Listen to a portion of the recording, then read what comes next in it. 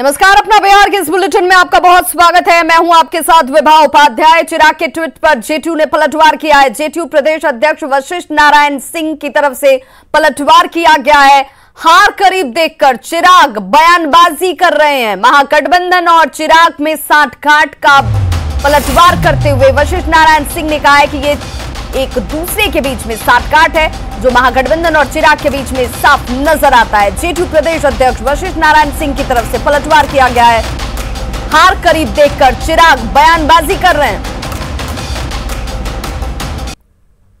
चिराग ने तो साफ आपके खिलाफ बड़ा बयान दिया है।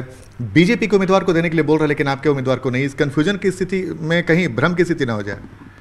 भ्रम की स्थिति अब नहीं होगी। फर्स्ट फेज का चुनाव अंतिम चरण में और मतदाता काफ़ी जागरूक हो गए। मतदाताओं ने देखा है कि सभी वर्गों के बीच में नीतीश कुमार के नेतृत्व में जो काम हुआ उसका असर अस्थायी और व्यापक है। चूँकि जिस बात का अंदेशा था हम लोगों को कि चिराग जो आजकल शायद जितना ओपिनियन पोल और ये सब आ रहा है, तो घबराहट और निराशा में जो समझौता नहीं भी होना चाहिए वो समझौता साफ दिखाई पड़ रहा है। किनके साथ समझौता? समझौता है वो आरजेडी महागठबंधन के साथ। महागठबंधन और इनका जब ये इनके अस्तित्व पर, लोजपा के अस्तित्व पर जब संकट आया है तो इस तरह की बातें कही जा रही हैं। इससे जनता दल यू के सेहत पर कोई असर नहीं पड़ेगा, क्योंकि भाजपा और जनता दल यू एकदम यूनाइटेड होकर के जब प्रधानमंत्री आके उन्होंने कह दिया तो उसके बाद बचा क्या है सर? इसका मतलब सर कि आपका ये कहना है कि तेजस्वी यादव और चिराग पासवान मिले हुए हैं? निश्चित रूप से दोनों के बीच में। आप देख लीजिए, उम्मीदवारों की सूची देख लीजिए, कहाँ पर किस ढंग के उम्मीदवार खड़ा किए। इससे आपको स्पष्ट है कि दोनों आपस में एक अंडरस्टैंडिंग के साथ, एक समझौता के साथ चल रहे हैं। और चिराग को तो हम लोग नोटिस नहीं लेते, ये कुछ भी कर लें अंदर में, इसका असर मतदाताओं पर नहीं पड़ेगा। देखिए, मरता क्या नहीं करता। जब ये तस्वीर हो गई कि हमको सीट मिल ही नहीं रही है तो उस अकुलाहट में, उस व्याकुलता में और निराशा में आदमी कर रहे थे, लेकिन हम लोग को तो चिंतित नहीं। तेजस्वी ने कहा है कि नीतीश कुमार अब थक गए हैं, अब उन्हें छोड़ देना चाहिए, अब उनसे राजनीति नहीं होगी। देखिए, ये तो उनका वक्तव्य है ना। नीतीश कुमार जिस ढंग से काम करते हैं, क्या कोई नौजवान भी उस ढंग से काम करता है? जो आदमी 14 घंटा 15 घंटा काम करता है दिन में, तो ये सवाल ही उठाना एकदम लगता है कि जमीन से, माने सरजमीन से कोई रिश्ता नहीं है। तो वशिष्ठ नारायण सिंह ने दो महत्वपूर्ण बातें कही हैं कि आरजेडी का गठबंधन अंदर अंदर चिराग पासवान के साथ है और वही दूसरी तरफ नीतीश कुमार किसी युवा से भी ज्यादा ऊर्जावान है और उनमें जो काम करने की ललक और क्षमता है वो किसी से भी कम नहीं है। कैमरामैन अभिषेक के साथ आनंद अमृतराज, न्यूज 18 नेटवर्क, पटना। लालू पर सुशील कुमार मोदी की ओर से तंत्र मंत्र के आरोपों पर तेजस्वी यादव ने पलटवार किया। तेजस्वी ने कहा कि आधुनिक युग में तंत्र मंत्र की बातें करना सुशील मोदी की मानसिकता को दर्शाता है। उन्होंने कहा कि इससे बेहतर होता वे अपने कार्यकाल की उपलब्धियों की चर्चा करते। इस पे क्या बोला जाए? ऐसी बेहुदा बयानबाजी सुशील मोदी जी करेंगे, ये किसी को उम्मीद नहीं थी। कारखाने के बारे में बोलते, रोजगार के बारे में बोलते, शिक्षा चिकित्सा के बारे में बोलते, अपने 15 साल के कार्यकाल में वो बताने का काम करते हैं। मतलब अभी भी अंधविश्वासी वाली बातें हैं इस दौर में, और वो भी इस प्रकार का बयान करना। तेजस्वी के ट्वीट पर जल संसाधन मंत्री संजय झा ने पलटवार किया है। संजय झा ने कहा कि दिन रात काम कर नीतीश कुमार बिहार को पटरी पर लेकर आए हैं। वहीं सुशील कुमार मोदी की ओर से लालू पर लगाए गए तंत्र मंत्र के आरोपों का भी संजय झा ने समर्थन किया। इसी के साथ नीतीश कुमार पर तेजस्वी की तल्ख बयानबाजी पर भी आपत्ति जाहिर की। नीतीश कुमार तो जरूर, जितना गंदगी ये लोग फैला के 15 साल गए थे, जो कोई बचा नहीं बिहार में, 12 करोड़ लोग का सर शर्म से झुका दिए पूरा दुनिया में। उस गंदगी को, रायता को सफाई करने में मेहनत तो लगता है। जनता मन बना चुकी है। ये तो ऐसे ही डिबेट के लिए हम लोग बात करते रहते हैं कि कहाँ वोट डालना है। अभी हमको लोग फ़ोन किए कि लोग को डर लगना भी शुरू हो गया है, आ गया तो क्या होगा। सुशील मोदी को पक्की जानकारी होगी, वो गलत नहीं बोल रहा है। अब देखे नहीं 2 बकरा लेके कैसे जा रहा है। क्या है ये, किसके लिए आह्वान कर रहा है कि थके हुए हैं, पके हुए हैं। 9वां फेल नहीं ना है जी, तो समझना पड़ेगा ना। इस तरह की भाषा बोलना, 15 साल जो मुख्यमंत्री बिहार को ट्रैक पे लेके आया, आप पक्ष विपक्ष कर सकते हैं कि इस तरह की भाषा बोलना। वहीं केंद्रीय मंत्री अश्विनी चौबे ने भी सीएम नीतीश कुमार को लेकर तेजस्वी यादव के ट्वीट पर निशाना साधा। चुकी है जनता उनसे, नीतीश कुमार से तेजस्वी यादव। अरे कोई थकने वाला नहीं है, मधु के टप का बध होगा। बीजेपी सांसद मनोज तिवारी ने प्रदेशवासियों को विजयादशमी की शुभकामनाएं दी। उन्होंने मां दुर्गा के गीत गाकर बिहार में एनडीए की जीत का समर्थन किया, एनडीए की जीत की कामना करते नजर आए। साथ ही दावा किया कि बीजेपी और नीतीश कुमार का जो भी वो बोलते हैं उसे वो जरूर पूरा करते हैं। मनोज तिवारी से खास बातचीत की बिहार ब्यूरो चीफ दिवाकर तिवारी ने। बीजेपी के वरिष्ठ नेता और भोजपुरी फिल्मों के सुपरस्टार मनोज तिवारी हमारे साथ हैं। मनोज जी, आज नवमी और दशहरे का मौका है। आज विजयादशमी है और विजयादशमी अधर्म पे धर्म के विजय का दिन है, असत्य पे सत्य का विजय का दिन है और हम वही काम कर रहे हैं। हम आज भी दुर्गा पूजा मनाने अपनी माँ के पास नहीं पहुँच पाए हैं, देखते हैं शाम तक कैसे जाएंगे। लेकिन बिहार में धर्म और अधर्म की ही लड़ाई है। एक तरफ वो लोग हैं जो अपराध में बिहार को डुबाना चाहते, इस चुनाव में भी हत्याएं हो गई। ऐसी ऐसी पार्टियां जिनका नारा ही रहा है अपराध करो, हत्या करो, मारो, काटो, ऐसे लोगों के साथ और सुशांत सिंह के हत्यारों के साथ जो लोग खड़े हैं वो लोग बिहार में वोट मांग रहे हैं। तो मैं तो बस यही, बिना किसी का नाम लिए हम हर घर जा रहे हैं, हर गांव जा रहे हैं, हर कस्बे जा रहे हैं और आज दुर्गा पूजा पे सबको शुभकामना देते हुए सबको कहेंगे धर्म की कैसे विजय हो। इसके लिए हम धर्म मतलब हिंदू मुसलमान नहीं करें, धर्म मतलब मेरा कर्तव्य, माई ड्यूटी, वो कैसे जीते, बिहार कैसे जीते, आइए सब मिलके इसका प्रयास करें। माँ की आराधना करेंगे, माँ की आराधना करते हुए आप गीतों के जरिए क्या कुछ चाहेंगे बिहार की जनता के? नहीं, मैं माँ की आराधना कर रहा हूँ कि नवरात्र में आइल चुनाव, माई तोहरा से बाहत जोरिया हो राम, अपने बिहार के रक्षा करा, आगे बढ़े बिहार रखवरिया हो माँ, अपने बिहार के रक्षा करा। हर हाथ को काम और 19 लाख रोजगार, कोरोना संकट में सबको वैक्सीनेशन, और ये करके हम देंगे क्योंकि बीजेपी और नीतीश जी जो कहते हैं वो करते हैं। तो मनोज तिवारी का कहना है कि बीजेपी जो कहती है और नीतीश कुमार जो कहते हैं वो करते हैं। कैमरामैन अजय दुबे के साथ दिवाकर तिवारी, न्यूज़।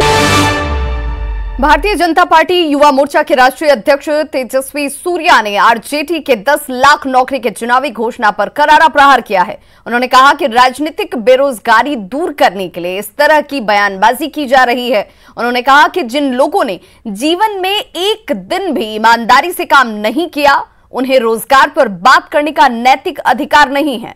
वे डेहरी विधानसभा के जमुहार में चुनाव प्रचार करने पहुंचे थे। जो युवराजों ने महलों की राजनीति करते हैं, अपने जीवन में एक दिन का भी ईमानदारी कमाई ना किया हो, ऐसे युवराजों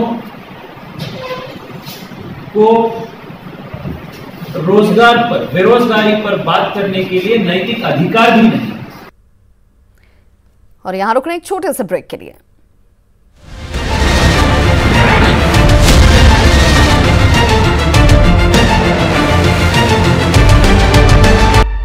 और चलिए आपको सीधे लिए चलते हैं दरभंगा के बेनीपुर, जहां पर मुख्यमंत्री नीतीश कुमार चुनावी सभा को संबोधित कर रहे हैं। आप लोगों ने मुझको काम करने का मौका दिया है, जो बिहार की सेवा करने का मौका दिया है, तो आप सबको मालूम है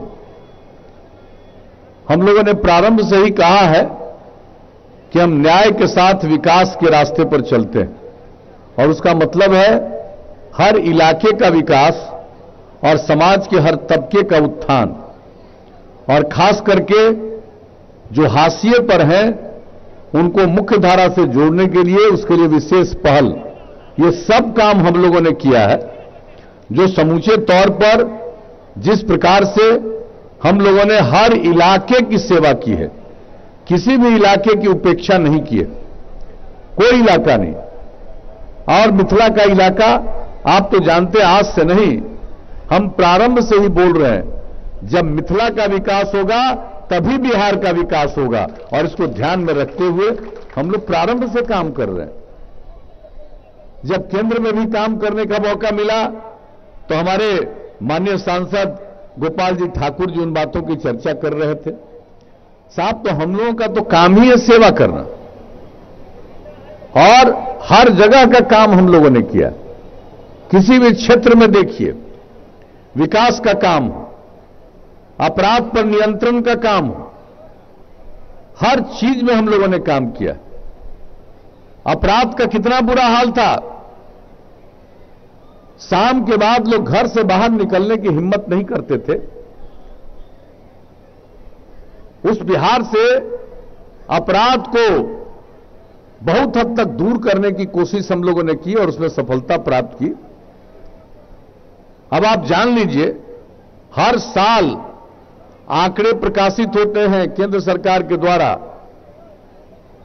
देश के हर राज्य में अपराध की जो स्थिति है, क्राइम का जो आंकड़ा है वो प्रकाशित होता है, जो सबसे हाल में केंद्र से प्रकाशित हुआ है। उसके मुताबिक अब जान लीजिए, अपराध के मामले में बिहार में इतना सुधार हुआ। वैसे तो कुछ लोग गड़बड़ करने वाले होते ही हैं, कुछ लोगों की तो आदत होती है उल्टा पुल्टा काम करने की, वो तो एक अलग बात है। लेकिन इन सब चीजों के बाद बिहार का नंबर, अब जब इतनी बड़ी आबादी का राज्य और इतना बड़ा राज्य, अब अपराध के मामले में बिहार का नंबर 23वां हो गया। अब आप समझ लीजिए कि अपराध पर कितना नियंत्रण हुआ। विकास का दर सब जगह, आप सबको मालूम है कि हर क्षेत्र में हम लोगों ने काम किया, और जान लीजिए विकास का दर बिहार का प्रति वर्ष 12.8% हुआ, देश का सर्वाधिक। और प्रति व्यक्ति आय में वृद्धि, चूंकि आबादी हमारी बहुत बढ़ती है, प्रजनन दर ज्यादा है, 10.5% की वृद्धि। तो किसी भी काम को आप देखिए, और समाज के उत्थान के लिए जो किनारे पर लोग थे उनको मुख्य धारा से जोड़ने के लिए हम लोगों ने जो काम किया। महिलाओं की क्या इज्जत थी, अनुसूचित जाति जनजाति पीछे पड़ा हुआ था, अति पिछड़े वर्ग लोग पीछे थे, अल्पसंख्यक समुदाय के लोग पीछे थे, तो उन लोगों के लिए भी और विशेष पहल। और महिलाओं के लिए क्या किया हम लोगों ने, 50% का आरक्षण हम लोगों ने दिया महिलाओं को पंचायती राज संस्थाओं में और नगर निकायों में। पहले कितना नाम मात्र की महिलाएं जनप्रतिनिधि हुआ करती थी, अब कितनी बड़ी संख्या में 3 बार चुनाव हो चुका, चाहे पंचायती राज संस्थाओं का हो, नगर निकायों का। अब देखिए महिलाएं कितना काम कर रही हैं। और हम तो देखते हैं भाई, जनप्रतिनिधियों के साथ कभी जो बातचीत होती है, महिलाएं बिल्कुल काम की बात कहते रहती है। तो हमने देखा है कितना उत्थान हुआ। और एक बात अच्छी तरह जान लीजिए, जब तक पुरुष और महिला मिलकर काम नहीं करेंगे, समाज आगे नहीं बढ़ सकता है।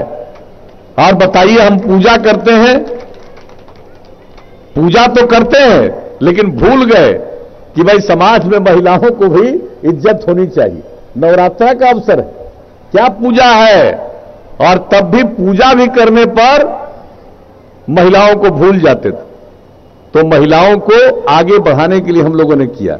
लड़कियां कहां स्कूल में बहुत कम जा पाती थी, मिडिल स्कूल में भी कम जाती थी, हाई स्कूल में भी कम जाती थी। गरीबी के कारण बहुत लोग अपनी बेटियों को पढ़ने के लिए नहीं भेजते थे, क्योंकि उनके पास पैसा नहीं था कि बेटी को ठीक ठाक कपड़ा पहना दे। हम लोगों ने पोशाक योजना की शुरुआत की, और क्या गांव-गांव का दृश्य बदला। ये नई पीढ़ी के लोगों को याद करवाइएगा कि क्या हालत था और क्या सुधार हुआ। और उसके बाद मैट्रिक में जो हम लोगों ने आकलन किया तो इतनी बड़ी आबादी का राज्य और 9वीं क्लास में पढ़ने वाली लड़कियों की संख्या 1,70,000 से भी कम थी। हम लोगों ने साइकिल योजना की शुरुआत की और लड़कियों की कितनी संख्या बढ़ी, क्या आत्मविश्वास का भाव पैदा हुआ। बाद में तो हमने लड़कों के लिए भी साइकिल योजना की शुरुआत करा दी, लेकिन आप जान लीजिए अब लड़के और लड़कियों की संख्या हाई स्कूल में भी, उच्च विद्यालय में भी अब लगभग बराबर हो गया, माध्यमिक विद्यालय में भी। तो आप समझ सकते हैं कि एक एक काम हम लोगों ने किया। महिलाओं को आगे बढ़ाने के लिए हमने जीविका समूह चलाया। आज तक जिनको कोई ज्ञान नहीं है, जानकारी नहीं है कि हमने जीविका समूह कैसे बनाया, लेकिन बोलने के लिए कोई पार्टी का कुछ से कुछ बोलेगा। अरे भाई, देश भर में स्वयं सहायता समूह चलता था तो बिहार में क्यों नाम मात्र का था और वही ठीक से क्यों नहीं चलता था। जब आप लोगों ने हमको काम करने का मौका दिया तो हमने स्वयं सहायता समूह को और बेहतर बनाने के लिए जीविका समूह की शुरुआत की और ये कर्ज लिया हमने विश्व बैंक से। सबसे पहला कर्ज हमने राज्य सरकार बनने के बाद वर्ल्ड बैंक से लेकर के ये जीविका समूह की शुरुआत कराई और उसके बाद उसको पूरे बिहार के लिए कर दिया।